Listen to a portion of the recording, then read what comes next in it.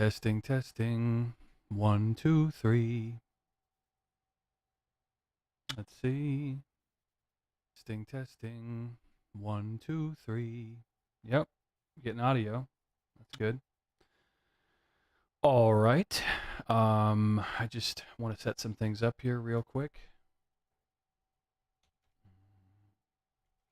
Bear with me. I know no one's here yet. I just randomly announced the stream. Didn't give anyone a heads up, so we'll give it a second here.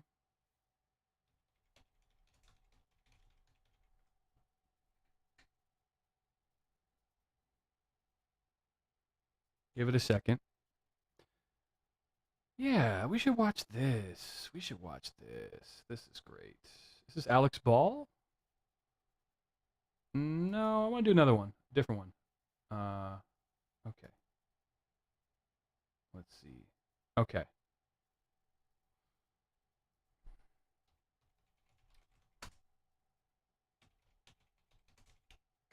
Let's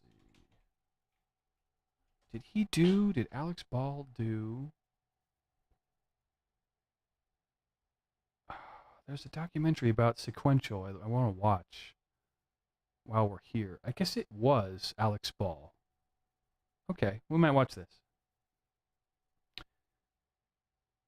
History of the Prophet. Yeah, we'll watch this. Let me put this up here. All right. I'm just going to get started here. So I'm going to treat this like an upload, like I'm uploading a video to YouTube. I'm not. Well, I guess technically I am. But yeah, let's get started here. I'm going to switch to my normal camera. There we go. There I am. You know what? I should probably adjust this slightly. Now you can see the microphone in view. Maybe I can move over like this. Yeah, like that's probably better. That's probably a lot better. Okay, hello. Very sad news yesterday. The legend icon, synthesizer, pioneer, inventor, all-around nice guy, Dave Smith, passed away unexpectedly. I almost wasn't sure if I should do a stream, because I didn't want to make it seem like I'm cashing in on the news for views or whatever. But I thought, we'll just do it. We'll just do a stream. Why not? Now I'm not entirely sure how he passed. I don't think I have those details yet. Let's see. Well, we can pull up the article. It's very sad stuff. But yes, he was 72. He was born in California, and San Francisco was his stomping ground, as far as I know. I am from San Francisco. That's my hometown. Not San Jose, not Oakland, not Berkeley, San Francisco. I grew up there. And you know, it's just he was a very important for that world as well. You know, most of the synth companies are in like LA or England, you know, Focusrite's in the UK, whatever, Roland, obviously Japan, and Yamaha and all that stuff. And it's nice to have, you know, such an icon from my city. But yeah, it's, you know, it's just such a shock. I had a really bad day yesterday because I won't really bore you with all the details, but, you know, I was basically called into work after I had gone home, and I was in a bad mood, and I was stress eating. I ate a whole fucking pizza. Not even a whole pizza. I ate 6 slices of a pizza. And then I look at Instagram, and Circuitry on Instagram messages me the link, and he sends me the link that Synth posted. Absolutely gutted to learn that Dave Smith has passed. He said, this is a loss for the synth world. I couldn't believe it. Especially because, you know, he was, I would say in the last 10 years has been a huge renaissance for Dave. I mean, for the longest time, he was Dave Smith Instruments, long before or long after sequential circuits. And then he got the name sequential later on, which he always wanted, I guess. He wasn't comfortable with being, Dave Smith Instruments. And from there, he just started putting out some really interesting synths. We should probably take a look at those. I don't think I want to read the obituary. I don't know. It's too sad. Let's look up a list of sequential. You know what? Let's start in the later, the DSI. List of DSI synths. Let's see if I know about them. Products. Okay. Let's see here. So yeah, these are the newer ones here. I want to see the older ones. Oh, here's a PDF. Here's a PDF. Which DSI synth should I buy? Okay. I don't know who made. I guess this is from their website, davesmithinstruments.com. What DSI synth should I buy? I love that. This is great. It all depends on what you're looking for in terms of features. The chart below shows how each synth differs. Look at this. So it shows you the polyphony of each one. Can you split and stack them? I love this. Oscillator, the number of oscillators. Hayes Anderson, how's it going, man? It does feel really, really bad. Feels bad. Feels bad because, from everything I know about the guy, I never met him or anything, but I've heard he was just the nicest dude, a genuinely nice guy. And it is also reflected in his business practices. We'll get into it later, but, the whole creation of MIDI was such a crazy thing because, anyone would want to cash in on that, and make thousands and thousands and hundreds of millions of dollars on MIDI, and he chose to make this I don't know if it's open source, but I don't know what you want to call it. He did not make a dime from MIDI, as far as I know. Hayes Anderson says, I almost had a chance to meet with Dave back in 2017. He spoke here in Nashville for a synth group. Yeah, wow. Yeah. But I like this. You don't really see this too often. Like, I don't know if Roland or Nord, Nord might do it. Certain programs, certain companies do this where they show what each one has and what each one doesn't have, in this kind of column list like this. So this is curious. I'm just looking here. Analog filters. They all have analog filters. And these are kind of older now. Prophet Rev 2, OB6, Prophet 6, Pro 2, Prophet 12, Mofo. They all have analog filters. Gotta love that. Gotta love that. Yeah, this is cool. Hayes Anderson says, MIDI was a standard. Exactly. So nobody really profits from that so much as everyone does. Yeah, he was smart because he knew if he tried to, sell MIDI as its own proprietary thing, it wouldn't, it would be short-sighted. It would be greedy, and in the long run, it wouldn't benefit anybody. Because the whole point was, I want my Yamaha synth to talk to my Roland drum machine, right? That was the whole point of MIDI, or not just drum machines. I mean, I want my Kurzweil module, my Ensoniq ESQ1 to interact with my JX3P, right? Prior to MIDI, you couldn't do that. I know that companies had their own proprietary connections, and I guess there was CV and Gate. There's Mr. Punk. There he is. Hello, sir. I haven't gotten started yet, so you're right on time. Do you want to do a Zoom call? I'd love to do a Zoom call with you. By the way, new apartment.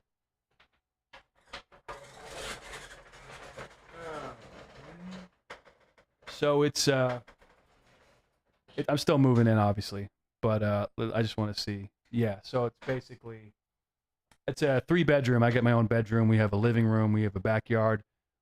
Amazing. Amazing. I'm so lucky to be here. But yeah. Let's do a Zoom call. Yeah, let me call you. So what I'm going to do is I have to, the problem with YouTube is that, unfortunately, you can't, if you want to send someone an email, you can't, if you log out of your email, then YouTube also logs out, which is, I think the merger between YouTube and Google was the worst thing that ever happened for me personally. It was worse than the Great Depression. It was worse than the potato famine. It was worse. Okay, I'm kidding, obviously. But yeah, it's, you know, silly. So here, I'm going to go to Zoom. I'm going to open it up. You're going to have to bear with me here for a moment. Let me log out of my work account because that would dox myself. Then I'm going to go to, oh God, what's my other one? Shoot, I think it's, yeah.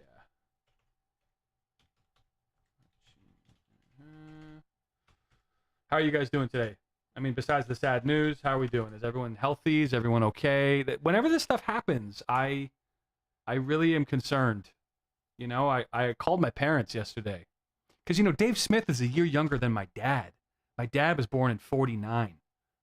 He's born in 1950. And I'm like, geez, better call my dad, you know? Okay, let me do a new meeting. Join with computer audio, yes. And I think didn't you say I have to send you the email, I believe. Let's see. Oh, there's an ant on my keyboard. Great. There are bugs in this house. That's not a problem. You know, you got to take the good with the bad. Participants, here we go. Invite. And I will copy invite link, and I will email it to Mr. Punk. I like calling you Mr. Punk. I don't know why. That's just funny to imagine that's your name. It's not, but. Recompose. What's going on? Okay, cool. What is your email? Shoot. Here we go. Got it. Zoom link. Send. Okay, I sent you the Zoom link, so you should have it. And you can, I'm sorry. He says 9 minutes. Okay, yeah, no problem. No problem. We'll kill some time. Let me read the chat. Okay.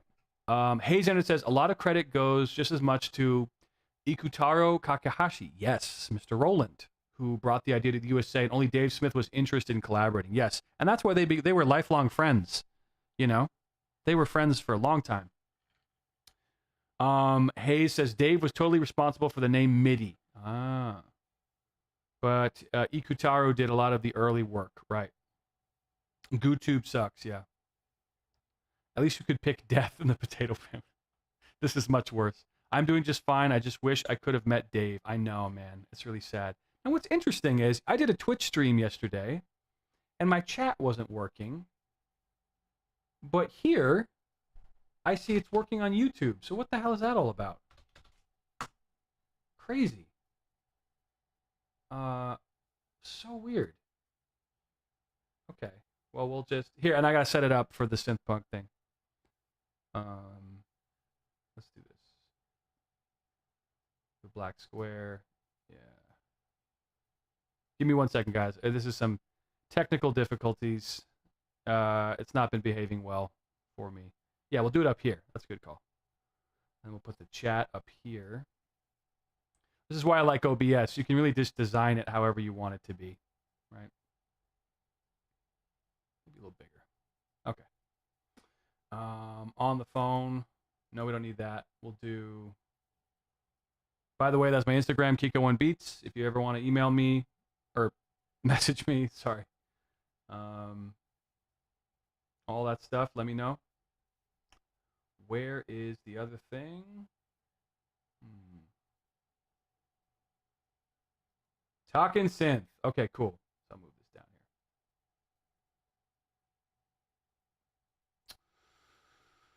here. Okay. Can we just... Why you gotta move like that? Here. Put you right there. Perfect. Okay.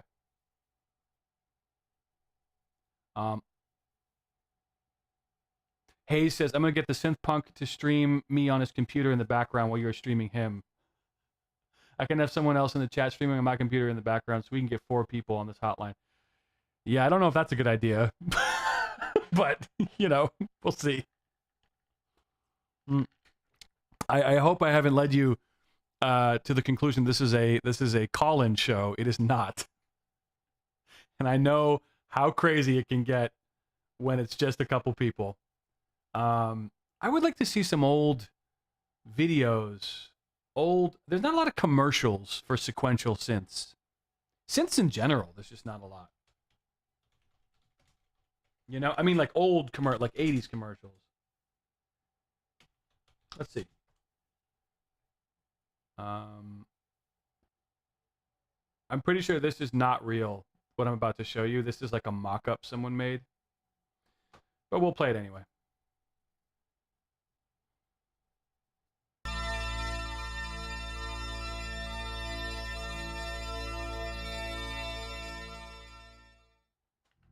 The Sequential Circuit's Prophet 5 is a polyphonic synthesizer with 5 voices. You can easily play with 120 programs, you can create real sounds, and electronic effects. Hayes Anderson says, pause. Hayes says, man, I had a ton of questions for you, darn. No, I'm kidding. What I mean is, like 4 people, 5 people, I don't know who these people are, right? But no, if you want, you can join right now. Let's try this. Okay. Can I get your email? Can you message me on Discord and I can send you the invite link? You could pop in if you want to. It's probably better if we do that instead of you streaming in the background of his, because the delay will be atrocious. There's a whole process to these things. I'm no master, but I've been streaming now for 18, 19, 20, 21, 22. 5 years? Yeah, 5 years. Cool. All right. Actually, I don't even need to email you. You can just use the link here. Boom. You join that, you're good to go. Perfect. Welcome, everybody, by the way. So, yeah, we are honoring Dave Smith today. This is a fake commercial someone made. I like this, though. It looks cool. Prophet 5 is a polyphonic synthesizer with 5 voices. You can easily play with 120 programs, you can create real sounds, and electronic effects. Was that true? 128 programs? That's really good for for back then. Jesus Christ. It's amazing. That might, I don't know if that's right. 128 preset memories is what he's saying. Okay. Synthesizer was used in a lot of music studio all over the world. Many professional bands used it just for the pleasure of music. From Vangelis to Susan Shiani to Tangerine Dream, when you speak about synthesizers, we can enter in a fantastic world of creation and music. The Prophet 5 from Sequential Circuits. Yeah, this is not real. Okay, Hayes Anderson has joined. Oh, he's got a face. Mr. Hayes. Here, hold on. I don't want to. Okay, cool. You don't have any information on there? Cool. Can't hear you. Is the only problem. Let me adjust the volume setting for Zoom. No, I'm just paranoid to keep my microphone turned down in system settings. Perfect. Awesome. Yep. Gotcha. And we got John. We got Mr. Punk. I'm not going to call you John. That's too weird. Awesome. Cool. Welcome, Hayes, to the program. First time. Thank you very kindly. It's nice to meet you. Nice to meet you, too. You're an American. Oh, yes. Yes, I live in Tennessee right now. I assumed you were British. No. That would be Scottish, actually. Scottish. Oh, I'm Scottish, too. On my dad's side. I don't have a taste for haggis, though. I got the gout, so that's not going to work. Oh, no. Oh, you don't have to. Oh, no. I'm sorry you had that for real. There it is. The Homer. There he is. John's got the Homer. Let's view gallery. So it's two. But how do we make it? I want it to be so you guys are side by side. Sorry. Yeah. Oh, let me get rid of this Talking Synth banner. Here we go. We'll do this. This is a very makeshift stream. All right, but I'm trying here. Welcome, Mr. Punk. Welcome, Mr. Anderson. Sorry we had to meet on such sad circumstances. It's really unfortunate. Yes, indeed. Yeah. I'm shocked when I saw the video that Synth Punk put up last night. I mean, I knew he wasn't joking. You know, I was like, oh crap, that really happened. I would have never joked about that. No, I know you wouldn't have. That's too serious to joke. Yeah, you know. Totally. And while I was watching the video, it had been up for a while, so and I scrolled the comments and I saw that. Yeah, sure enough. Jeez, do we know how it happened? No. Jeez. We you know, like the last videos that we saw him, he seemed to be happy and healthy. Right. You know, he's all hi. And everything I've heard about him, nicest guy ever. You know, sweet dude, kind, generous with his time. You know, did you guys ever? So Hayes, you almost met him in 2017 Actually, at an event? There's a Nashville synthesizer group on Facebook, and they actually hosted him, and he came and spoke to them, and like hung out for 2 or 3 hours. Right. And this was right before I got back over to this area and got back, or actually into the synthesizer scene. Okay. I was into it in the mid '90s and kind of got out. And during all that time, I didn't even really know. I am totally positive that those names were thrown around, and unfortunately, like there was just so much going on in the '90s that I was learning. Sure. That I just didn't know those companies.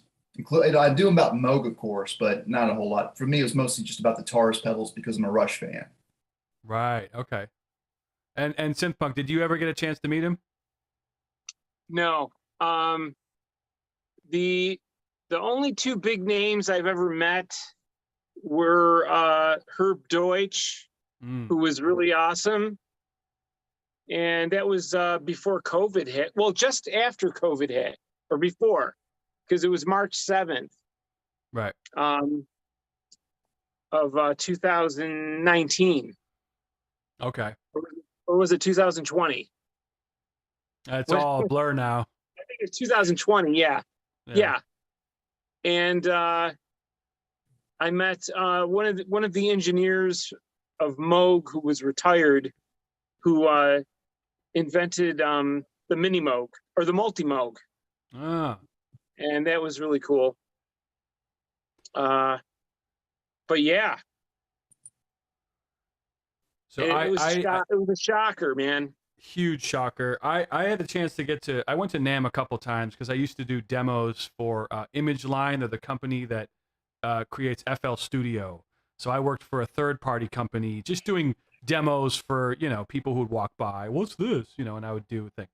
And I had a very awkward encounter with Nick Batt, Mr. PWM, because I saw him and my brain just went, holy shit, that's Nick Batt, and I, instead of having anything clever or nuanced to say, I just said, dude, it's you. And he go, and he's a very like proper, yeah, okay, all right. Well, yeah, do anything. And I go, no, that's fine. And I let him go away. So it was a complete bomb. But no, yeah, and I got to meet some other people like Dr. Mix, really nice guy. Someone from reverb.com. But I realized Dave was probably there. This was NAMM 2020. Yeah. So I'm sure he was there. I had this book right here. I had dreams that one day I would meet Dave Smith. Right. And, get it autographed, but it's not gonna happen. Yeah. Oh, that's cool. Yeah, I was saying in the intro to the stream that, San Francisco, I grew up there, and so it's kind of cool that he was a Bay Area guy. I don't know if he grew up in San Francisco specifically, but he was located there. Well, that's the interesting thing, because you had Bob Moog was in Buffalo, New York. Mm-hmm. Right. And Dave was in the West Coast. We had East and West. Right. It's very interesting. What about Alan Pearlman? Where was he? New York or something? I think Alan Pearlman was in New York. Okay. If Yeah. I had to guess, I'd guess Boston. I would probably fail that quiz though. That's a fair guess. Yeah. I would roll the dice on that. Yeah. Yeah. Yeah, it's a shame. It sucks because, you know, I was just thinking about this. Like, maybe most kids today, I'm 31. I'm sure most kids don't know who Dave Smith is, right? They don't know what a Prophet 5 is, but they do know what MIDI is. And MIDI was, I mean, I always said this on Instagram, but I would not be able to compose. I don't know if you guys know this. I can't play keys for shit. I mean, I'm really bad, right? So I use my ear and I use the piano roll and I have a really good ear and I'm able to compose. The only way I can do that is with MIDI. And he was instrumental in, you know, creating that with, like you were saying, was Ikutaro of Roland. Yeah. I mean, I wouldn't have any music without that, you know. Maybe I would, but it wouldn't be the same. I have to argue one point because you are a very good composer. Thank you. Very good composer. Thank you. And a great singer. Yes. Well, now I know you're lying to me because I'm not a good singer. but no. Seriously, I mean that. Yeah. Thank you. No, what I mean is, yeah, I can compose, but it's only because I know how to sequence and I know how to, and the timing and stuff. And again, FL Studio, Pro Tools, Logic, Ableton, all of these DAWs that, well, not so much Pro Tools, but all these DAWs that rely on all these cool MIDI tricks that everyone like Andrew Wang are you know, jerking off to or whatever. That was all because of MIDI, you know, right. Like they wouldn't exist without those. And I just respect him so much that he didn't try to make it like, you know, yeah, you got to pay for MIDI. You know, I have the license for MIDI. Like he's like, no, let's all work together and like agree on this. You know, I love that. And that's the thing is his company was the only one here in the United States that, right. you know, seemed interested in even participating in that. Right.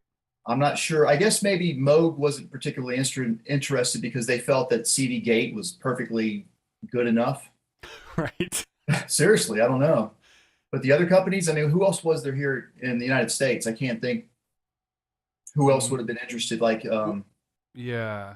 And Sonic wasn't around yet, probably. You know, a lot of guitar pedals use MIDI now. I'm not sure when they first started using MIDI. That'd be pretty interesting to know. Right. And the one thing I want to point out about MIDI is that as a specification, that thing like hit the streets in like '83, and it was untouched until they recently, a couple of years, started talking about MIDI 2.0. I mean, sure, it had its limitations, but those limitations got everybody through satisfactorily and more for however many years that is. Now, think about this for a second. Like, I don't think there's any other standard out there, like within software universe, that can make that same claim. No, absolutely not. I have a question. Shoot. Okay, so my question is to you guys. I was reading a while back how Bob Moog invented a lot of different things. And I think basically, I can't remember if it was the ladder filter itself, but he didn't patent it. Okay. And so apparently there were a lot of things that Bob never patented. And he could have been a multi-millionaire. Sure. Now, what I'm wondering is that did Dave patent MIDI? You know, or did he just wind up sharing it with everyone? He shared it. Yeah, that's the whole thing. You know what I'm saying? It was like, can you imagine? These guys were not really considering the business end when they first started out. Right. It was all about the passion, you know? I think he knew that they weren't going to, like, Yamaha is not going to play ball unless we share this. You know what I mean? Like, that's the only way everyone can get on board, is if it's a fair thing, right? So I think that's very selfless of him, you know. It benefited so much. Yeah, I don't think we would be here right now. Not just synthesizers, but recording equipment. Oh my God. Yeah. And at first, it's some kind of cheesy bad ways in the sense of it produced a lot of cheesy music early up front. You know, General MIDI and all that kind of stuff. But Oh yeah. once it started becoming integrated into DAWs, and you're like actually using it seamlessly now, excuse me, in your DAW, Right. to the point that where, yeah, as you said before, the kids these days, you know, they know what MIDI is. What I'm questioning though, what I'd like to know though, is that they really know what MIDI is in terms of actually getting the hardware out and using an actual MIDI hub, a MIDI merger, you know, actually the MIDI cables and doing Sure. all that stuff with MIDI. Well, that's what I love about it is that, you know, when I've been I've been producing, I don't know, since I was whatever, like 15. Not when I say producing, I was fumbling my way through it. I've been seriously doing it maybe since like 2015, right? And I got into synths, hardware synths around I think 2017. The Alpha Juno, that was my first hardware synth I got, and I couldn't believe you just need a fucking 5-pin DIN MIDI cable. You connect that to your interface, and then your DAW will understand it. And I was like, this is older than I am. This keyboard is older than me, and I can get it to work with. It's fucking mind blowing. That blew my fucking mind. And That's wild. It opens up so many things, you know, because you can get sounds that you could never get. I don't care what Roland says. You can't get the same fucking Alpha Juno fat bass sound. Maybe you can, whatever. But you know what I mean? Or like the 6-track MIDI? John, is that MIDI? Oh yeah. Yeah, that thing. The 6-track came after Right. the Prophet 600. Okay. So the 6-track sounds fat. The Prophet 600 was the first MIDI Yeah. Yes. keyboard. Right. The Roland TR-909 was the first MIDI-enabled drum machine. Oh, it was. Oh, okay. It came before the 707? Oh, 707 didn't have MIDI. 707, I'm pretty sure, does have MIDI. That came after. Oh, it came after. Okay. Okay. And then its sister is the 727, which is like a Latin percussion drum machine. Yeah. I'm hoping that Roland is going to release another boutique and just call it the TR-07 and have both the 707 and the 727 in it. That'd be cool. Best of Kiko. both worlds. I thought John Carpenter was supposed to join us. Oh, he's writing a movie score for his next movie right now. I know, right? He used the Prophet 5 Oh, yeah. on so many movies. Sure. Well, isn't Escape from New York? Isn't that intro song is like that's like Prophet 5? That's like Dun, dun. yeah. Oh my god. Yeah. That was one of the first covers that I did on my channel was the Escape from New York thing. It's Really? buried way in my video somewhere. Oh, can I find it? I want to hear that. Sure, yeah. Oh, my. I No, I screw just- up the solo at the end. It's I'm using the Volca keys, and when I hit like an octave up, it's kind of out of tune. It's kind of flat, and I'm just like, man, I should have done another take. I Right. just wish that it had not gone that octave up. You know, just keep it in that same register. But whatever, it is what it is. It's Sure. live though. Is what's kind of it's all live. That's impressive. Thank you. Yeah, on Instagram, I reposted I did this cover of Ecstasy of Gold when I got the Prophet 6, and I did it all with the Prophet. I mean, I used some drum loops, whatever, but all the synth parts were from the Prophet 6, and I just reposted that on Instagram.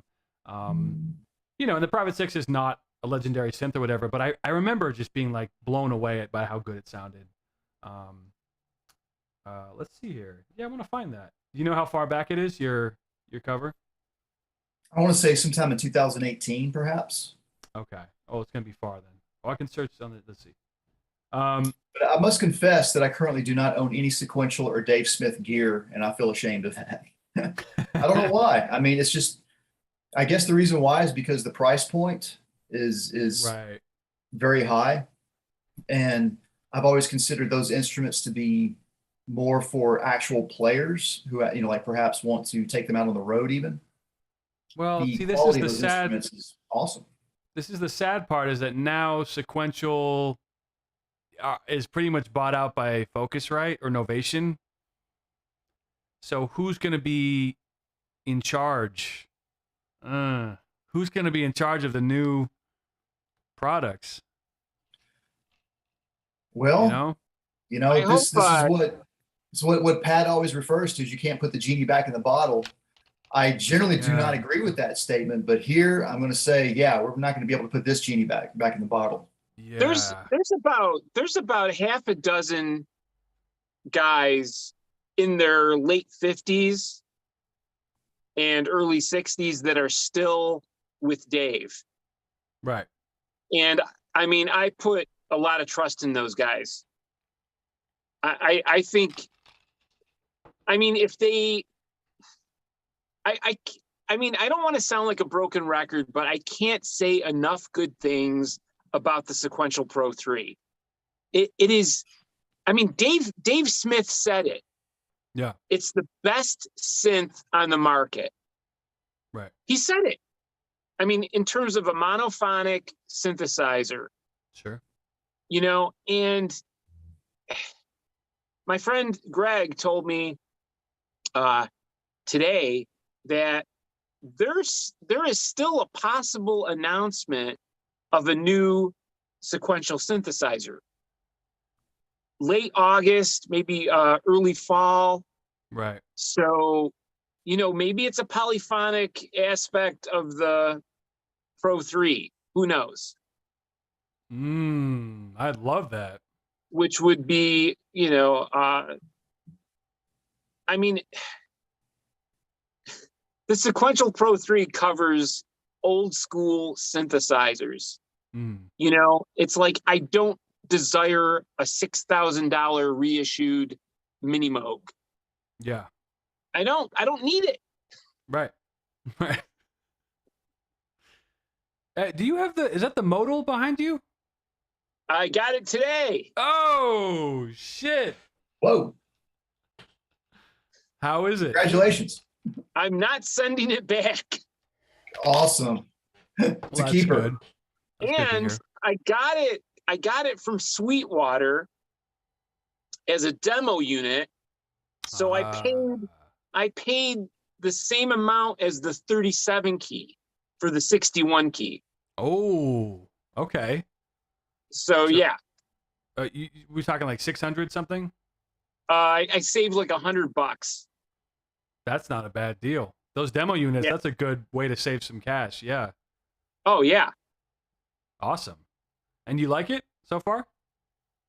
It's okay. I'm glad that I owned the Hydra Synth because it's so much better. Really?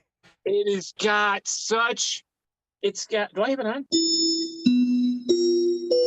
It's got such a wide sound. And you can get wavetable, FM. There's FM. Oh, I didn't know that. It's got a ladder filter. They did a great job on the filter. Yeah. You know, it's obviously it's not an analog. Okay, it's a virtual analog. Sure.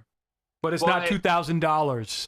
It's not. It's not. It was like $800 for you know, a polyphonic 61 key synthesizer. It's gotta love that.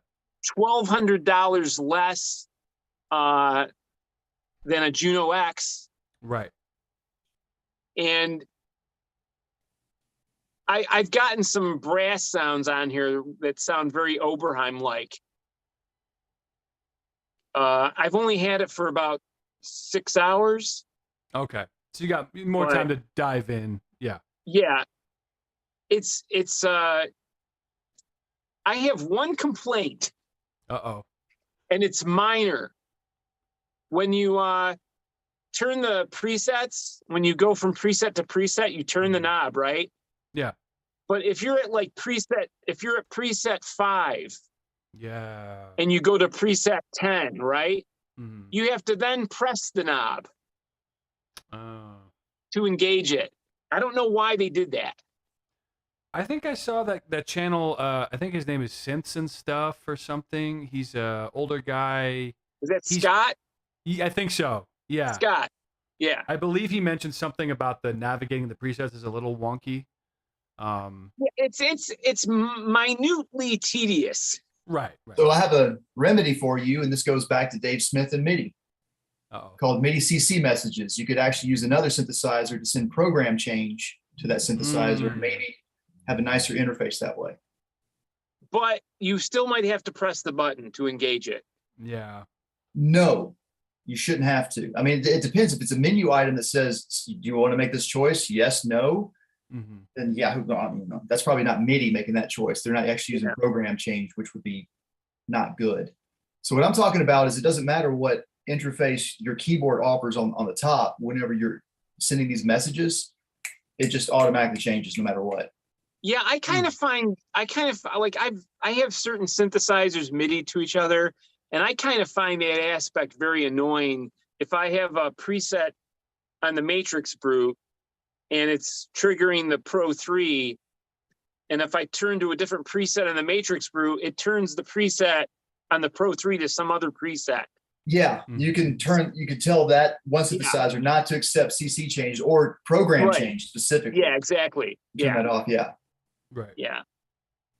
So we're actually talking about MIDI. So my Sport Pyramid, one of the features that I love about it is that it has internal LFOs.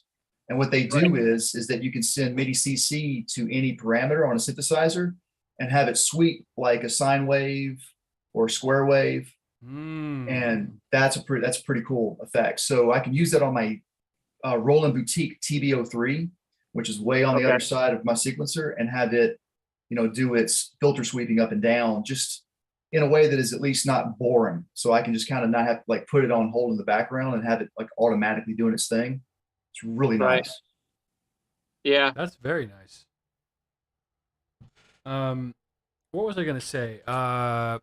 Something that I consider regarding, because when you mentioned the Juno-x briefly, I got triggered because but so it's not your fault. It's just every time I hear that fucking synth, like, but I think about this and I go, the thing with sequential and all that is that there was a guy behind it. I know he's not doing everything, but Dave, and it sort of gives me this sort of like, you always kind of go, yeah, I'll give Dave the benefit of the doubt, because there's a face there. Whereas a lot of these companies, it's just a whole boardroom of executives who are trying to do the most hip thing, like Roland, like probably Korg, you know what I mean? And they always screw it up. They always screw up a good thing. They always like screw it up. I can't think of his name right now, but the guy behind the Korg Volcus, Takahashi. Oh yeah, yes. His reward, right? He did all this great work for Korg, and they rewarded him by putting him in a closet. Yes. You don't get to make synthesizers anymore. He also was around. Brilliant idea was that. He also established the Monotron, those early 2010. Yeah. That was him. Yeah. Yeah, I've got all three of them right over here. They're awesome. I love them. I know. Yeah, toys, by the way, that guy was awesome, and they're just like, okay, we're done with you. Yeah, there's an interview where Dave Smith actually talks with him, and it's so funny because Taka asked Dave if he like looked at his design for the Monotrons, and Dave's just kind of like, I mean, he's being respectful, of course. He's like, I don't have, there's a million synthesizers out there, and the thing is though, is that I think maybe Dave did go afterwards and take a look at it, but I hope that he did, because what the Monotron offers, that's a really amazing little tiny toy of a synthesizer. It really, really is. Sure. Well, and so it's does it have an analog filter? Yeah, but I mean, what makes it so special, or any of them, are the fact that they're just tiny, and he's like putting all of these classic designs, these different filters and LFOs and so forth, and these little SMD enclosures, while at the same time giving all these little patch points so that you can circuit bend it. Right. And add CV to it, do whatever you want to as well. Like, he wanted people to hack it when he built it. Right. Oh, I love that. He was ahead of the curve. Yeah. Yeah. I'm hoping we're still going to see more great stuff from him in the future. Oh yeah. He'll probably find another company who, I hope Roland, hires him. Fuck Roland. Because here's the thing about, the only reason why I say that is because Roland, they're just going to give us table scraps. Yeah. They are digital. They're going to stay digital. So anything hardware is just going to be based off of that. I kind of don't blame them. Yeah. But the only reason why I say that is I want people to kind of get over it. And stop, yeah, like me. Seriously. They really missed the boat with those boutique synthesizers, man. It was just like, you know, they could have went a little bit further, just a little. You know, they Yeah. could have made standard, 19-inch rack units. I'm not going to argue with that. I No, might they have could- preferred that. See, I'm not asking a lot. I'm not Right. asking The- a lot. I'm the saying, difference is, how though, about- the difference is, and these are not features that you want though, synth punk, is that the boutiques are portable. They have a speaker and they are powered by 4 AA batteries, which is only 6 volts really. So like they power off of 5 volts. Most rack units, like are 9 to 12 volts. And these are totally portable. But the thing is the real question is like, what's going to happen when they start breaking down? Are they really just VSTs and boxes? Right. Apart from being like what a rack unit doesn't offer you is a front end interface. And Right. even though the boutiques are small and tiny, with the SEO2, like it is a hands-on interface. Right. It's just a question of, is it too small? It's Right. too small. There you go. Yeah. I'm not going to I- argue with I that. even- It is too small. I I even could deal with spoke- it though, but it is too small. I spoke to the owner of Studio Electronics, Oh, right. Right. Greg, and he said, the SEO2 came about because they had a friend in Roland, and it was kind of like, emailing each other back and forth. Hey, let's do something together, blah, blah, blah. They got the ball rolling, and he wasn't too happy, about the outcome, but it's still a great synthesizer. Right. It's too small. It's painfully small. Yeah. The knobs are, it's like you just can't get a good grip on those little knobs. Yeah. Understand. I think when you turn them, sometimes you might turn them farther than you want to. Sure. The TR09 and TR08, they're too small to try to get in there and operate with. That can be a bit of a pain. The SHONA is okay. The JX03 is okay. The DO5 is totally fine because like who wants to do menu diving anyways? Good luck with that. Sure. Yeah. Sure. And of course the TB03 is pretty cool. The A01 is a very interesting little digital synthesizer. I don't talk much about that, but it is a weird little like 4 encoders and 4 buttons Right. and a screen. It's really, really wild, and it has Bluetooth. But yeah, the thing is though, how I'm using the boutiques, as I said before, I'm able to control all of that through MIDI CC. So I don't need to stand in front of the boutiques to be able to control them. Rack units would have been the same way though. Right. Not even a rack unit though. I'd be okay with like a Prophet, like a OB6 module size for. That would have been great. Even as digital, I'd be okay because it's like, well, at least I got room to do shit, Yeah. The Moogs and the Behringers that I have, they're much larger. I feel much more comfortable tweaking those knobs. And of course, they're a little bit more interfaceable, although I do use some of the interfacing, the CV outs, the trig outs from some of the, from like the TR09 and the TR08 sometimes. Looks like we got 10 minutes left on this thing. I did want to read the chat though real quick. So Yes. Justin Carey has a great comment in the chat. He says, knowing the mentor the sequential team had in Dave Smith, I am confident the team will continue to make great synths. I believe that. I think he probably really put down his message and I think he's set it up so people are going to respect, the legacy that he wanted to continue. They're not going to make fucking little Roland fucking bullshit things. They're not going to do that. Not going to happen. Not going to happen. Not going to happen. Not going to happen. So that's a very positive outlook. Also, Majesty Jones says super group right here. Hey, I'm a drummer. There you I go. play drums. I used to play bass. Cool. I mean, I Bass can and always. Sting. You'd be like the guy from Mr. Mister. Right. Or maybe a Sting, but not We quite. could as much. actually Sting, get, there you we go. could, I could play guitar. You could play bass. Yeah. We have a drummer, and we can get Justin Carey on keyboards. There you go. Also, Hayes, you are correct. Rilo58 says ARP started in Massachusetts. So there you Massachusetts. There you go. I don't know how I go. knew that. On the money. Thank Let's you. see. Paul let me say Coronius says, regarding an upcoming synth, I'm imagining more of a flagship poly version of the Pro 3, like you said, Synthpunk. That's more of a Prophet 12 size feature level versus the Take 5. Would make Paul sense is a at some good point. guy. Paul Yeah. is a good guy. I talked to him. Paul helped me out when I had my Prophet 5. Thank you again, Paul. Oh, hell yeah. What's up, Ghost? What's up, Ghost? We're having a synth stream today. We're honoring Dave Smith. He's the father of MIDI. I can call him that. And a legendary pioneer inventor. There you go. Prophet You got to 5. get this book. You have to get this book. Yeah, I want to read that actually. It's a great book. It's amazing. I think I'm gonna have to get that one as well. Now It's got a lot of great photos in here, old photos. Oh, that's what I wanted to tell you. The Cobalt 8 has got this Prophet VS vibe. Yeah.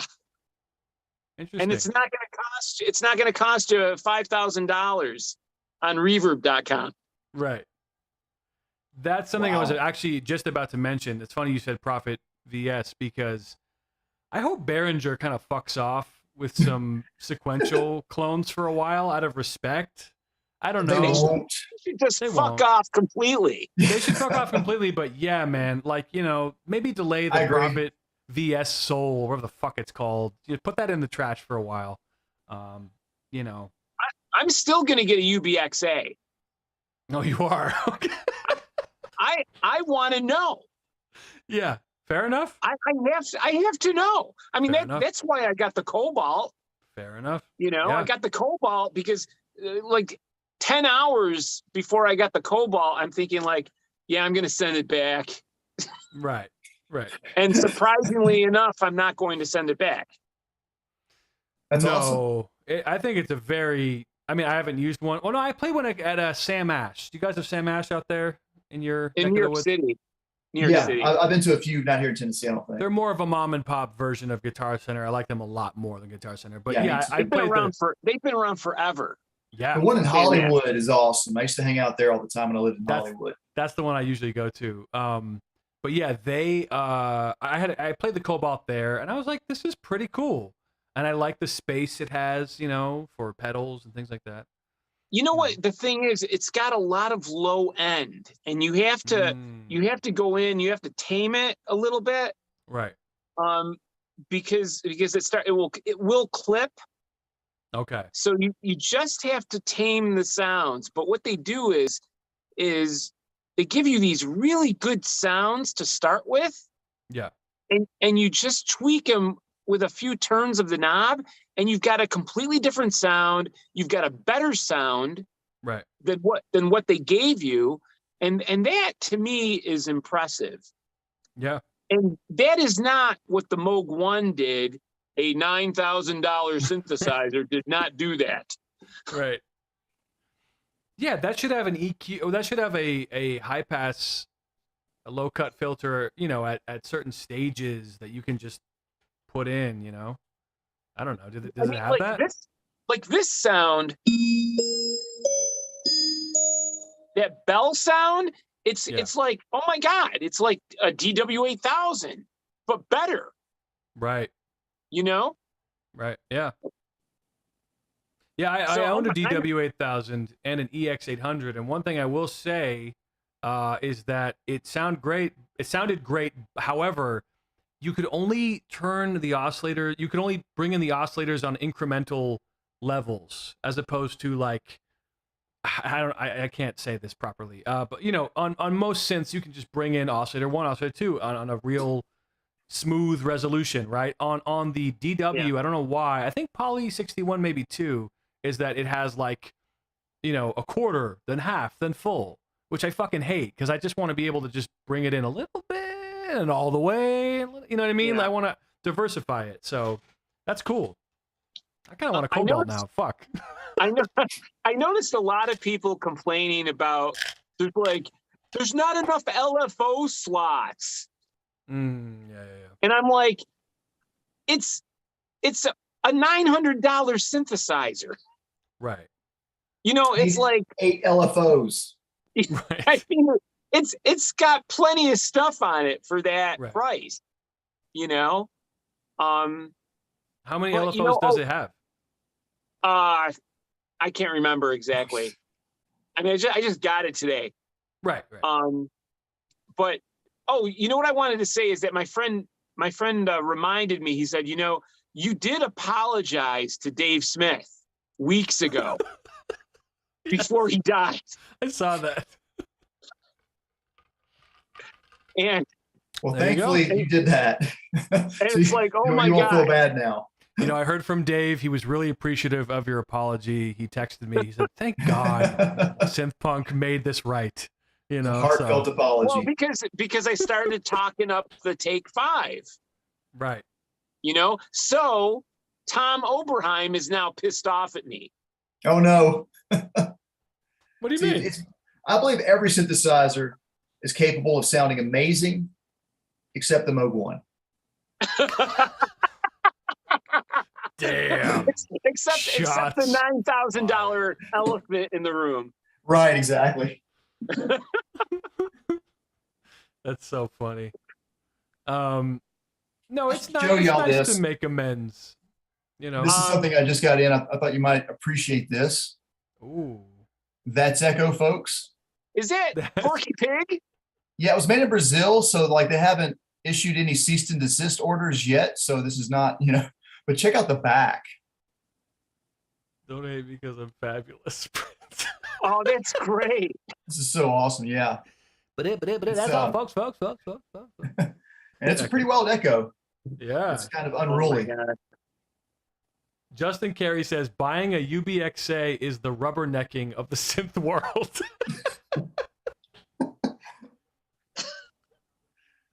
I am also curious to check out the U. I keep saying Okay, Whiplash. Sorry. Whiplash, yeah. I keep calling it UBXA because I'm dumb. No, I'm curious if they have a module. If you can get a module for under $1,000, I'm in. I'm curious. I'm curious if it's going to come out in 2023. Might be a while. Yeah. It might be a while. We're at the 5-year mark, you know.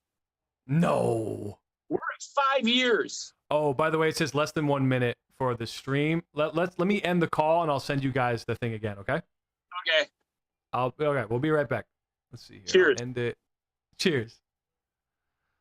Fun stuff. Okay, let me make a new meeting.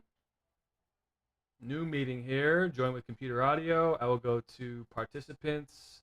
I will invite. I'll copy invitation. Your copy invite link. I'll send it to Mr. Hayes.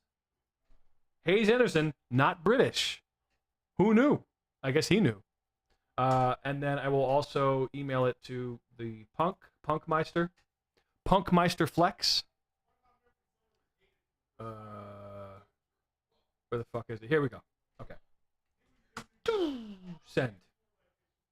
But yeah, man, it's a sad day. Well, yesterday was a sad. It's sad in general. I mean, we lost Vangelis. We lost. Oh my God, the guy from Duran Duran, right? Holy shit, we're losing everybody. We should be back. You're back now. Yes. They had no faith in us. Who had no faith? Chat didn't have faith in us. They all left. No. You're just joking. Yeah, I'm kidding. No, but here, let me make it a little bigger. You said you're in Tennessee? Yes. Nice. And I am not a boomer. I'm Generation X. Okay. Oh yeah. Well, you know, they call me a boomer, and I was born in 1990. So what does that even? I mean, you can call me a boomer. I don't care. Yeah. Boomer just Call means me a boomer, a zoomer. I think once you're older than 17, you're a boomer automatically, which is ridiculous. Oh, there he is. Once you're older than 17, you're a boomer automatically. Oh, there he is. There he Once is. you're older than 17, you're a boomer. Mr. Punk, you gotta mute your I don't know. Infinite loop now. That's a great. What's your hope?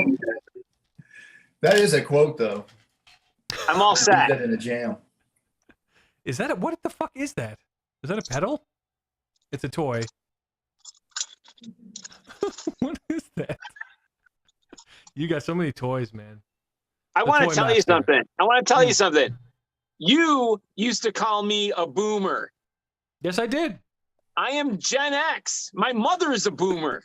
Yeah, and you didn't understand that boomer is just a generic term for anyone who's older than, like I said, 17. Like, I get called a boomer. Everyone gets called a boomer. Hey, wait a second, Synth Punk. Are you Smash sure it your mom good. is your mom a silent generation or a boomer? What? I like that shirt. Was your mom silent generation or is she a boomer? Boomer. Okay. Nice. Yeah. My parents were part of the silent generation, the ones right before the boomers. I made the cut by a year. Yeah. Gen X. I think I'm like right in the middle somewhere. My dad was born in 49. My mom was born in 55. So Yeah, they're I don't know what boomers. They are. They're boomers. Yeah, definitely. Yeah, I remember that. I called you a boomer. Yeah. Well, you know what? Because your stream was so fucking funny.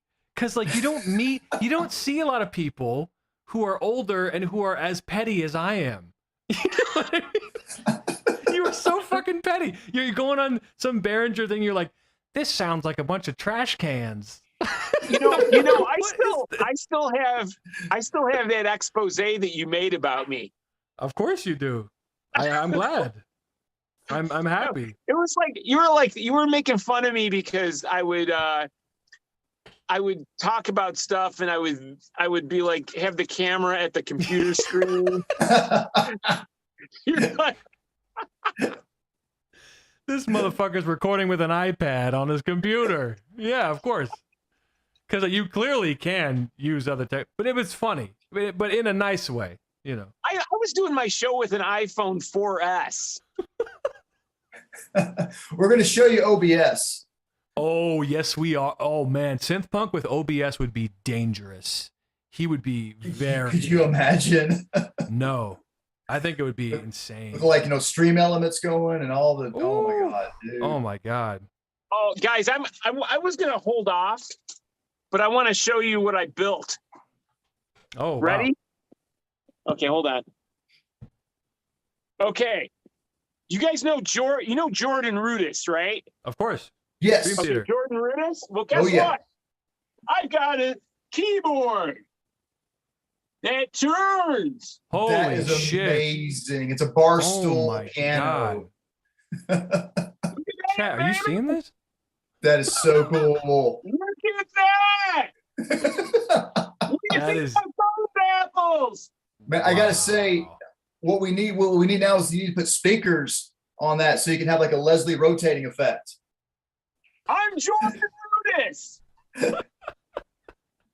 You know what? I like that a lot more than those new stupid circular keyboards where it's a whole circle and like they stand in the middle and they play behind and stuff. I'm like, get the fuck out of here. Yeah. I hate those things.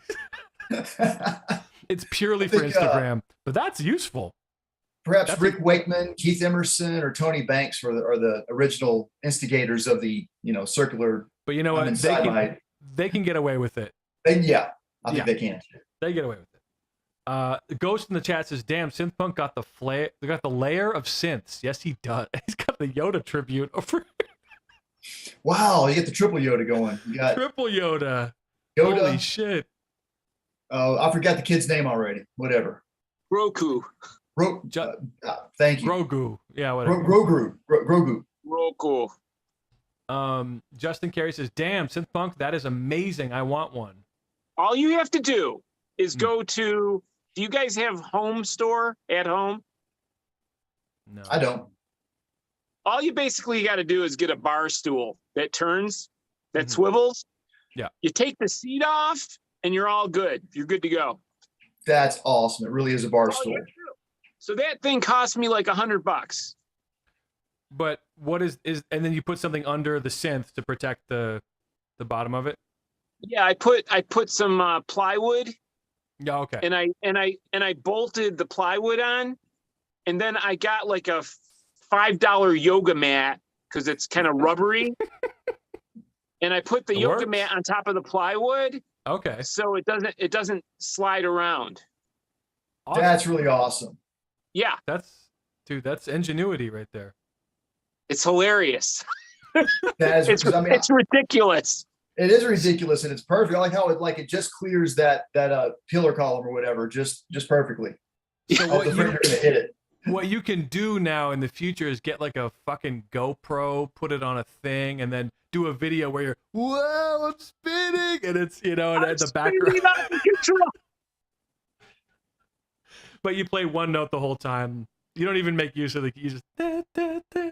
Yeah, you're gonna be the Tommy Lee of synthesizerists. Yeah. Andrew Wang, Bo Beats, those guys don't have a synthesizer that turns 360. Get on it. We're up in the ante here. Oh my I know. God. I'm upping it. I love it. Yeah, man. It's I think I will say this, even though he's just passed, I do think right now we're in a real golden age. I mean, there is some crazy stuff being released every day. Every niche, every corner of the market, you can find some, and not just from Behringer. I'm not talking about Behringer. I mean, like, what's this GS Music with that new analog module? You don't like it? Yeah, sorry. No. You don't like it? Jorb did a video of the GS Music. I was not impressed. Okay. There wasn't anything special about it. But Groove Synth out of California. Mm-hmm. They have the third wave. Oh, yes. That thing sounds great. I haven't heard that yet. Third wave. And let me pull this up. I think J3PO did a video demo on Groove Synth. Oh, I haven't seen this. Channel. Wait a minute. It looks like a PPG. PPG, Oh, yeah. wow. Yeah, and it's called Third Wave. Oh, okay. I see a video came out today, a fistful of third wave preset. Oh, I kind of want to hear this. Yeah. Holy shit. Let's hear some. Yeah, so if we're going to hear it, I can't patch it in, or maybe I can. Actually, it doesn't matter. Okay, you can hear it on the replay. Just make sure to, how do we do this? As long as the peanut gallery can hear it. Yeah. But I think there may be an echo if you play it from your thing. Yeah, don't worry about it. I'll just okay. No, because I got you turned off. Oh, okay, perfect. All right, I'll play it right turned off, so there's no echo. Wow.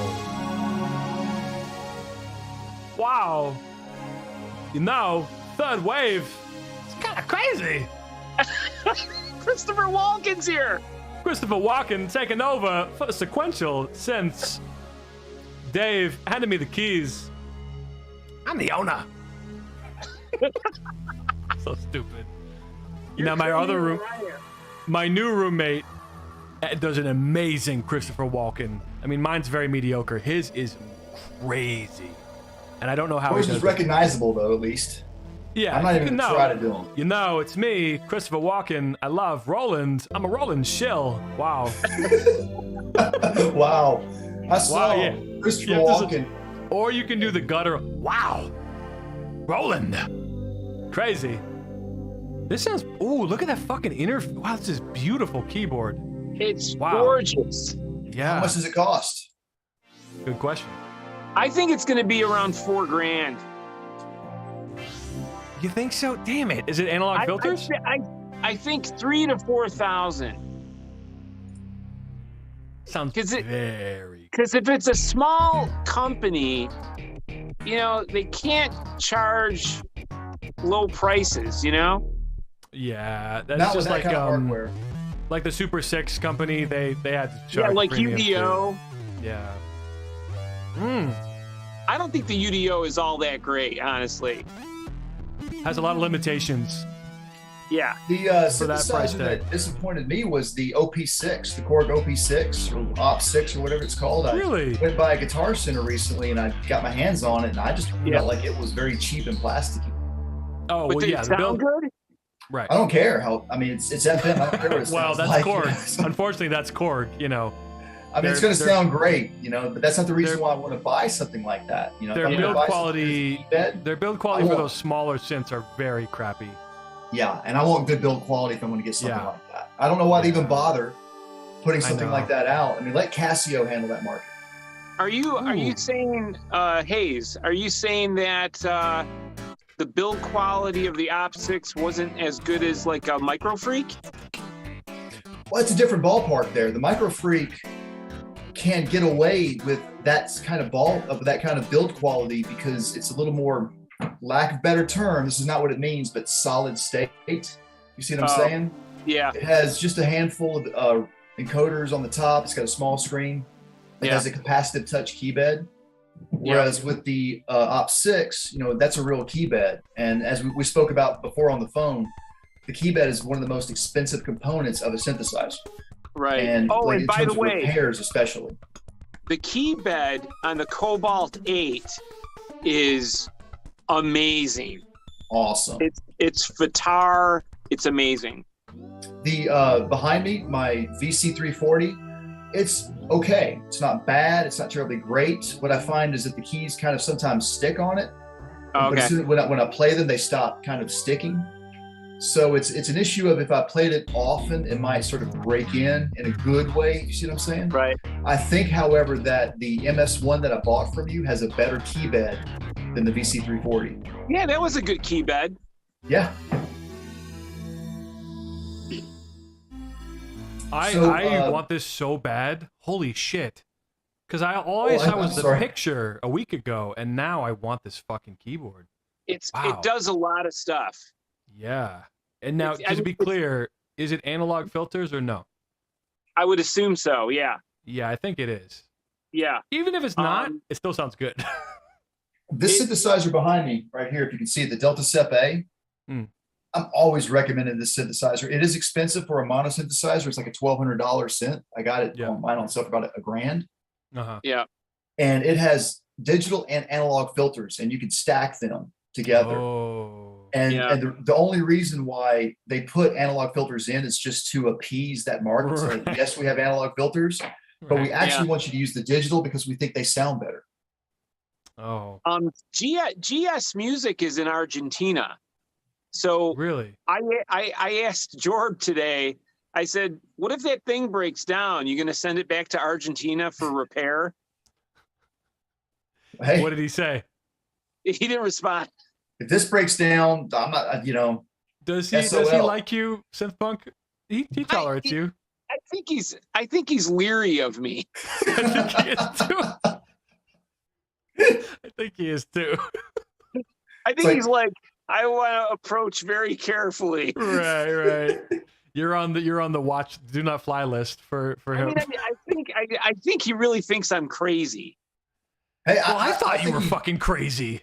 He probably thinks I'm the same way. To tell you the truth, it's all an act. Like, these guys are too serious for me. I am not crazy. Oh, Better Call Saul. I am not crazy.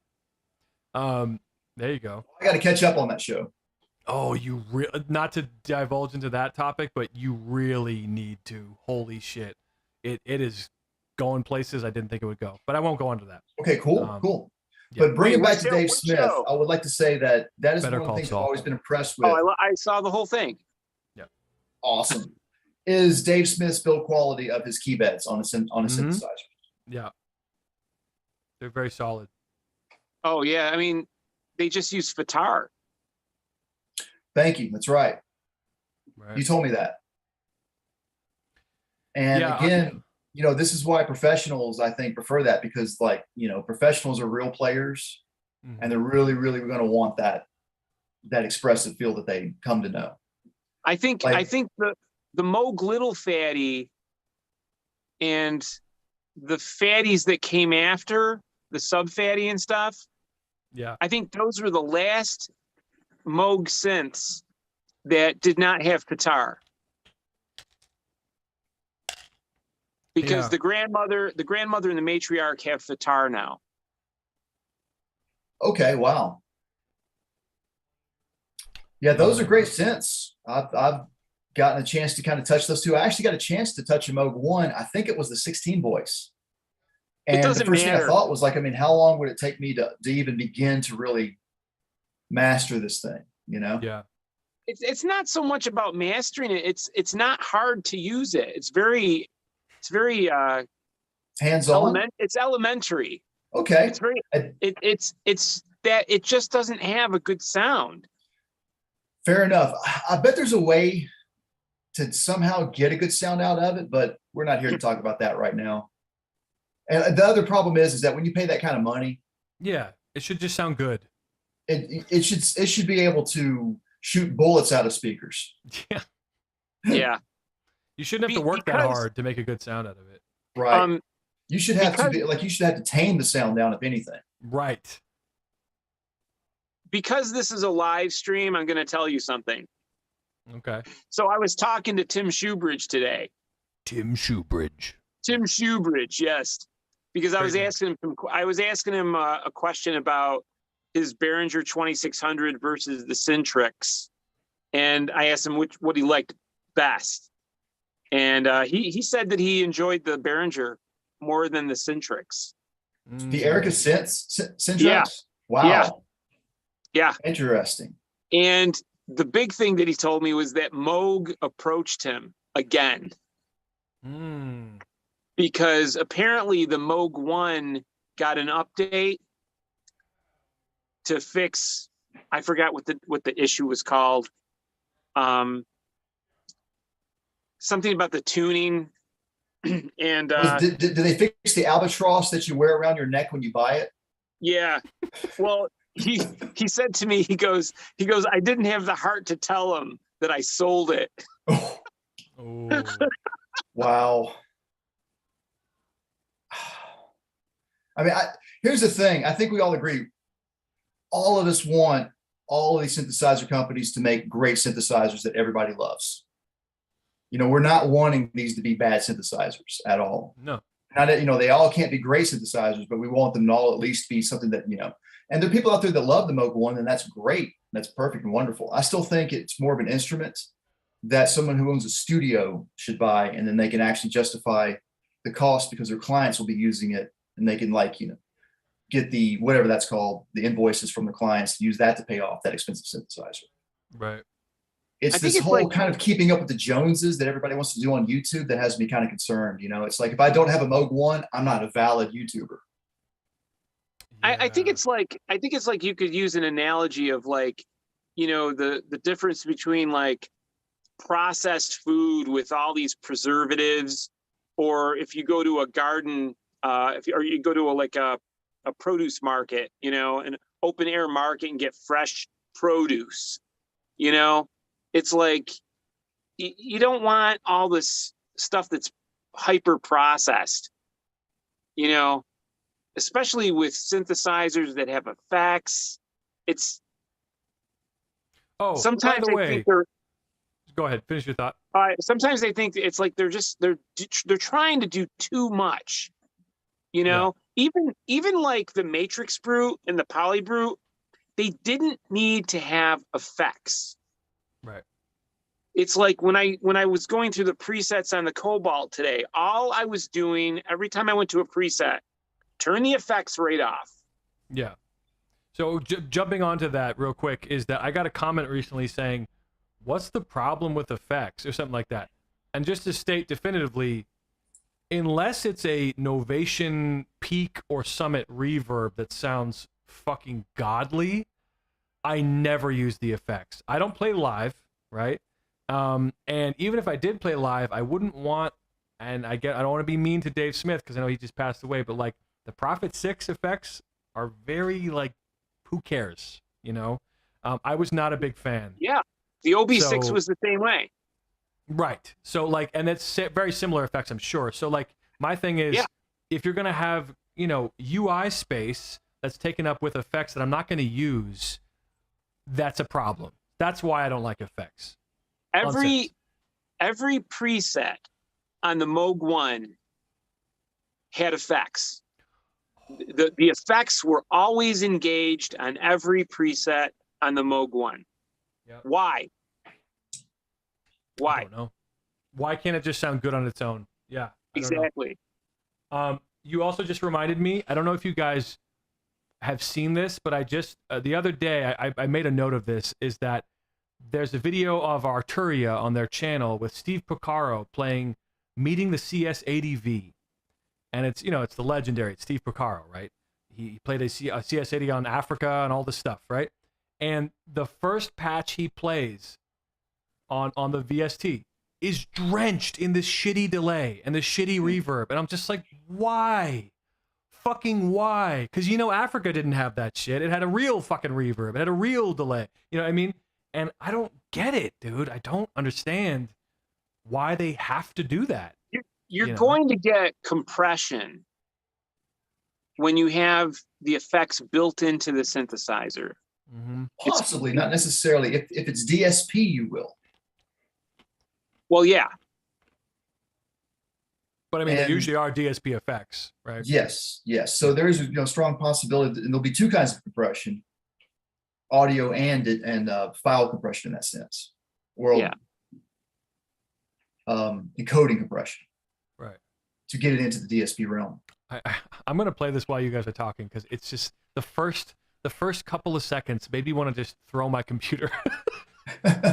But I have an answer to the reason why these effects are in so many synthesizers and they're not of the best quality necessarily. And that's because all of the consumers right now, they're demanding as much as possible. And I kind of don't blame them because it's, they don't have that much money to spend on a product.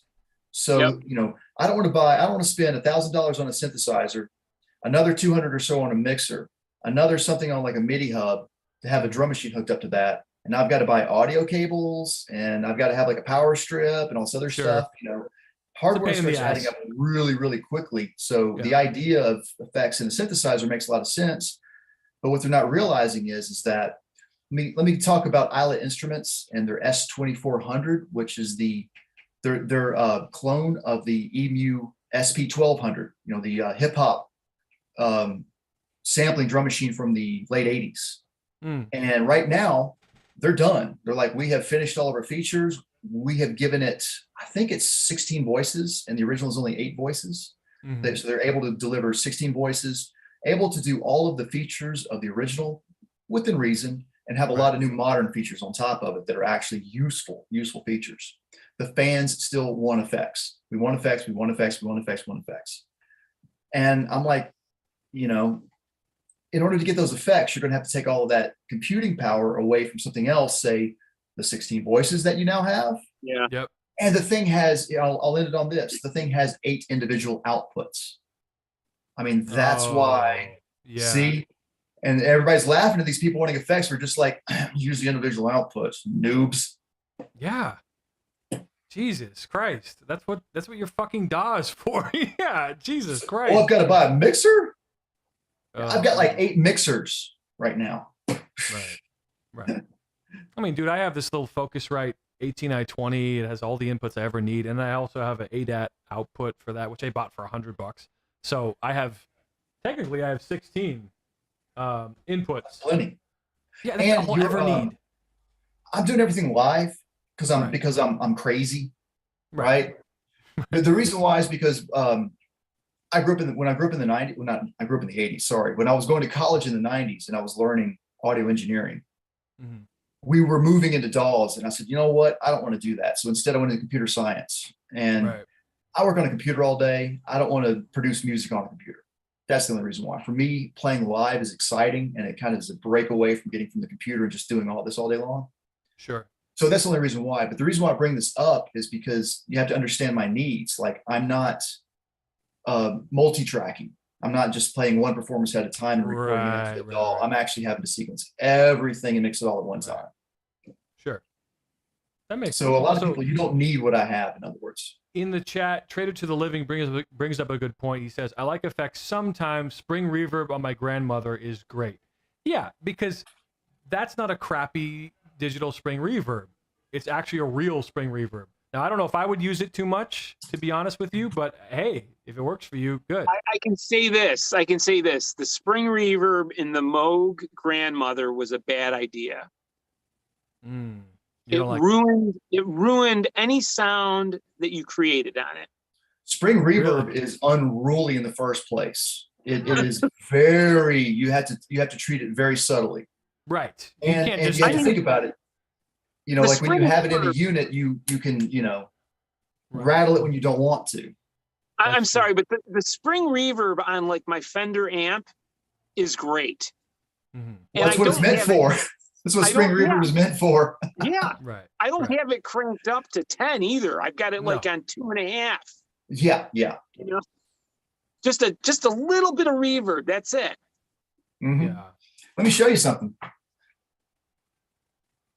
Also, like the chorus on the Junos are great, but it's just one effect. It's one. It's not 10 digital effects. That's an example of lightning in a bottle. Yes. Yeah. Uh-oh.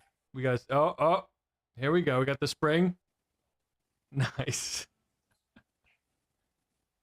So I have a pedal kit that I'm going to build, and it's a driver for this.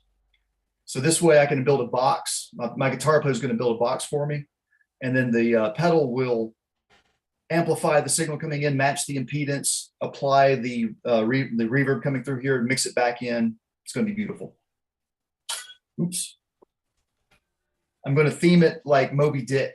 But what I wanted to do is that instead of using Ahab, I wanted to use the sailor from The Simpsons. Okay. It's going to be like, have you seen the white whale? Right. You just mentioned Moby Dick.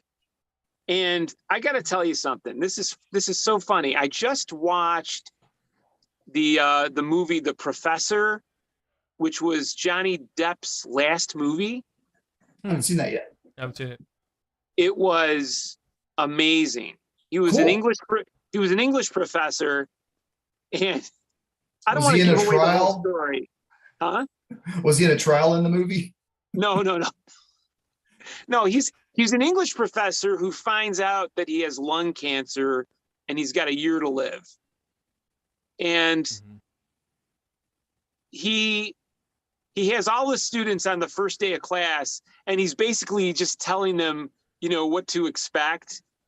And he's like giving them rules, like, if you are here and you don't plan on reading the book, please leave now. He goes down this whole list, right? And so the room starts at about like 30 people, and then it dwindles down to like a dozen. Oh my God. But the book that they're reading is Moby Dick. Great book. It's kind of funny. And all I can say is that everything that's happened in his life has culminated to this point with like the trial and with this like last movie. It was his last monologue in the film was unbelievable. Like, this guy is a talented actor. Oh yeah. He can do any role and just kill it. And I don't think he would have been good in Die Hard. Yeah. Well, he did. He did do Nick of Time. That was decent. Which was an action film. Yeah, was that? I forgot who directed that. Was that Brian De Palma? That was Jerry Bruckheimer, I think. Oh. Really? That was a Bruckheimer. Well, he was maybe the producer. He was the producer, probably. Yeah, Jerry Bruckheimer was the director. Jerry Bruckheimer is a real action director. Sure, of course. Action films. But yeah, so I can't say enough good things. If you haven't seen The Professor with Johnny Depp, you should watch it. It's a great film. Unbelievable. What synth would Johnny Depp play, do you think, if he played a synth? He's not going to play a synth. He's going to play like a Telecaster. I know, but let's pretend. Oh, it'd be a guitar then. That's another thing too. He, instead of showing up for the verdict, he's like on tour with Jeff Beck. Yeah. Yeah. I mean, that's how badass he is. I love Hey, that. you don't have to be there. Badass. Johnny Yeah. Depp is so badass. If you're not required to be present, why be He's there? he's in London. He's in the UK at Prince Albert Hall with Jeff Beck for like, I don't know, like 4 shows. Mm-hmm. Jeff Beck and Jan Hammer. That's a great live album. Serious, if you haven't heard that one with Jan Hammer and the Jeff Beck group.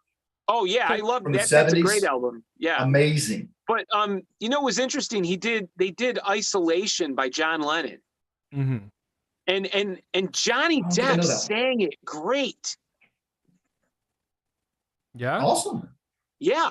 He's a really good singer, and he's a really good guitar player. I haven't followed. So he was playing guitar on music stage. Cool stuff. Yeah. Interesting. Oh yeah. Well, I'm out of touch, folks. By the way, I don't watch any TV or watch the news or nothing. So I get all my news from Synth Puck. He never wanted to be an actor. He wanted to be a musician. Oh, that's right. He was in a band. Yeah. Yeah, okay. Nicolas Cage got him into acting and the only reason that Johnny Depp got into acting was because he was running out of money. Like he had nothing. Interesting. Yeah. Hey, I got a question for you guys. So my roommates they record comedy sketches, and I recently broke down and I got them a mic because I knew they were never going to buy it. So I found a cheap Presonus PD70. It was $80. It's a knockoff of the SM7B. So the issue they're running into is that the room is not treated, and they're not going to treat it. I would like to get them a hardware gate. I know this is something you probably do in software, but I'm currently using... Here, let me show you what my mic actually sounds like. Can you hear this? Yeah. It sounds like shit, right? But I have a hardware gate to my left. It's just a rack unit, and I adjust it, and it sounds good for me. So I'm wondering, do they make, like... I don't want to get them a rack unit. Well, I'm not going to get them anything. They're going to buy it themselves. But I don't want to recommend a rack unit for them because they don't have a rack. But do they make like a microphone, like XLR input noise gate? Do they? Look at TC Helicon. TC Helicon is the same as TC. What are they called? TC Electric. TC Electronics. Electronics. Yes, same company. But TC Helicon focuses, they focus on vocals. Okay. Now, interesting. I am not familiar with any that have noise gates built in. Unfortunately, they may or may not. Right. Interesting. I should look into this. Yeah. Why do they need a noise gate? Because I'm streaming, and also when I'm streaming, they're in the living room trying to record their comedy skits, and they can hear my goofy ass giggling and whatever. So, I mean, they don't need one, but I think since they're not going to treat that room, right? That's not going to happen. Well, okay, if it's not going to happen, it's not going to happen. But that's the cheaper way to go. Right. Why don't they just get a filter? You mean like it goes over the microphone? They have one. It already has a windscreen. Yeah, Can you see mine? That's only going to protect against transient pops. It's not going to if you've got an air conditioner going in the background or anybody else that will still in the background pick up. That hits in that pattern, it's going to get picked up. And the noise gate, though, I use the noise gate for my setup because normally in here it's kind of noisy when I have the air conditioner going. And it's a tough one. I've got the Shure SM7B with the cloud lifter. Right. And that works great. What I would do is I would get some XLR to 1/4-inch adapters. Oh. And go that way. XLR and then go into like idea. a pedal that has a noise gate. Right. And try that. Yeah. Wouldn't be too much interference, right? I mean, the only issue, of course, is if you have a sufficient of preamplification of the signal. Yeah. You may have to need 2 pedals for that, but I mean, if you can get like a cheap preamp boost and a noise gate for like 2 pedals for like $60, like those little tiny Tom's line or whatever. The thing is, though, is that you do tend to get your money's worth on those. You will notice that they're a little noisier than I care for. Right. So Yeah, I'm seeing Yeah, here the Colin. TC. Yeah, thank you for the recommendation. TC Helicon Voice Tone X1. So it's a pedal. It has XLR inputs for mic specifically. Now it says it has, what are we looking at here? The parameters are amp, which they're not going to use. Drive, they're not going to use. Filter. So the filter is the gate aspect, I hope. You could use a filter as a gate, but Right. you're losing frequencies when you do that. Yeah. I'll have to do more research. Because I want to make it so I want to be able to stream and have them record and we don't have any problems, because if my voice gets in their take, what we could do, see, the thing is they're using GarageBand. So yeah, it's one of those, I'm the expert guy and then they're kind of doing their thing. But Well, you can also, like think about putting a software gate. Yeah, you're right. That's what I was thinking. So like we tried it with tracking with a gate in GarageBand, but it did not work well at all. I see. Okay. But maybe Reaper would or something. That's a free DAW, Yes. right? They would have a fucking software gate. Yeah, and like Reaper's $60. So Right. Isn't there a free version too? well, yeah, it's free for the first month or something. Oh, okay. But the license is like it's unlimited lifetime license for $60 or something like that. Sure. Yeah, tracking with a software noise. I don't need a fucking hardware thing. Yeah, that's silly. We got 2 minutes left on this stream, by the way. 2 minutes. Well, I'll tell you what, guys. I actually am kind of hungry. And Yeah. It's I feel like 7:30. It's getting up to my bedtime. I need to go take my Geritol. Geritol. Well, maybe that's a good time to sign off. So listen, we have literally 1 minute and 57 seconds. Thank you, Hayes Anderson. Welcome to the program. Thank you. You are a great guest. Thank you very Synth kindly. Punk, Great thank host. you also for being here, both of you guys together. I like it's a nice dynamic. I didn't know how this would go. See, I thought you were British, Hayes Anderson, and I thought you'd be like, I don't know what you mean. No, I've got a horrible British accent too. Please, sir, could I have some speakers for my juno-x? Could I have some pudding for the children? Just one But more voice, please. One more voice. But you're a Yank like the rest of us. Hey, I'm just you kidding with the British. Kiko, you gotta ask the people watching, are there any limey fucks out there watching? Let's poll the chat. Do we got any limey fucks in the chat? Any limers? We do. We say hello from across the great pond. How are you doing? All right, cool. Well, this was fun. Thank you guys for hanging out, and we'll try to do this more often. Again, I'm commuting to work now. It's a whole fucking thing, but I'll let you guys know. I just want to say one last thing to everyone. Even though, we had a lot of fun on this chat and everything, all three of us, I know, are thinking about Dave Smith, and on a serious note, we're thinking about him and, what his family's going through, just like, so I want people to know that even though we're having this raucous fun, that, it was a big hit. It was awful when I saw that news. Big- but Yes. Big Thank hit. you. Thank you for saying that. yeah. And he will be sorely, sorely missed. Indeed. Yeah. I feel But like we could add 20 more years of Oh man, sorry guys, it just cut off. But I agree with his sentiment that yes, even though we were giggling and stuff, Dave Smith is a pioneer. I would not be able to make music without his contributions to technology. Forever in his debt. So thank you again. Yes, Hayes Anderson says 20 more years of awesome times with Dave. Yeah, I agree. I'm hopeful that the things they continue to make will be up to his caliber. But thank you again, Hayes, for hanging out, for joining the stream. Synth Punk, thank you as well. Everyone in the chat, I appreciate it, guys. So I don't know. I don't really have a schedule right now. It's kind of up in the air. I apologize for that, but hope to. I mean, this is a pretty early stream for me, actually. I think I started at like 3 something. So, but yeah, I hope to do it again. And Dave, cheers. This is for you. God bless everyone. Take care. Love you guys.